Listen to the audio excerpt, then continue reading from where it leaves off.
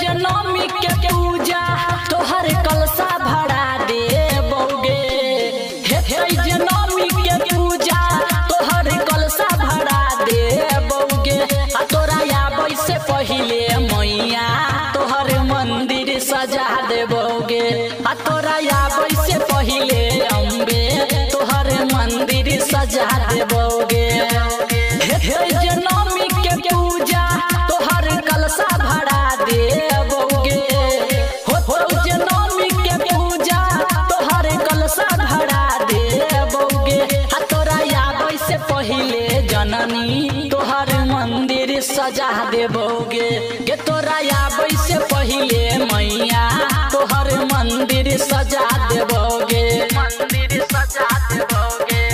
तोरा आबै से पहिले रूपम रिकॉर्डिंग स्टूडियो जीवा चौक मधुबनी।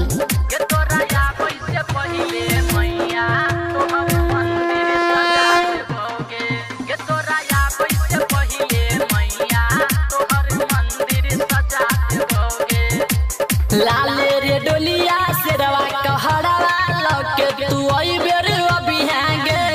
पड़ल छो बेटा विपत में गे मैया दया के दृष्टि देखबी गे।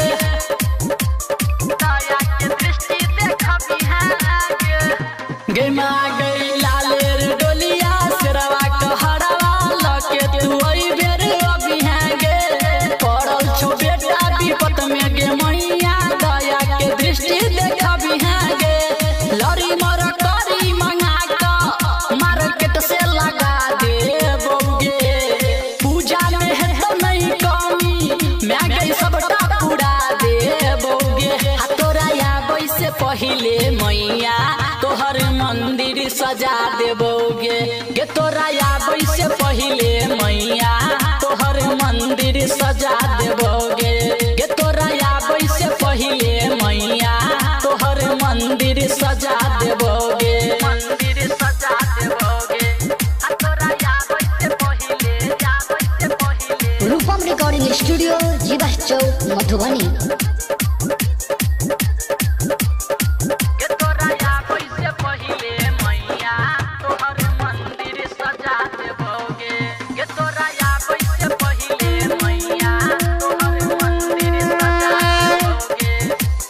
गेंदा गुलाब तोरा मन नहीं भावो अड़हुल के फूल चढ़ाबोगे।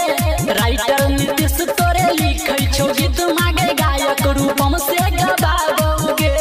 लिखै छौ गीत मांगे गायक रूपम से गबाबोगे। गे माँ गेंदा गुलाब तोरा मन नहीं भावो अड़हुल के फूल चढ़ाबोगे। राइटर नीतीश तोरे लिखै छौ गीत मांगे गायक रूपम से गबाबोगे। एल छौ भाड़ा पर डीजे राजेंद्र भजन बजा देतोगे। एल छौ भाड़ा पर डीजे कर्मा भजन बजा देतोगे।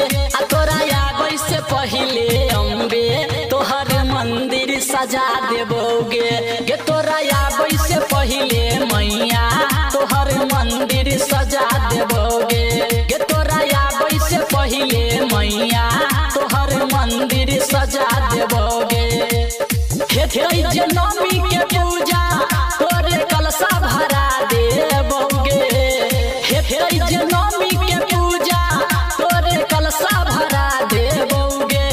तोरा आबै से पहिले मैया तोहर मंदिर सजा देबोगे।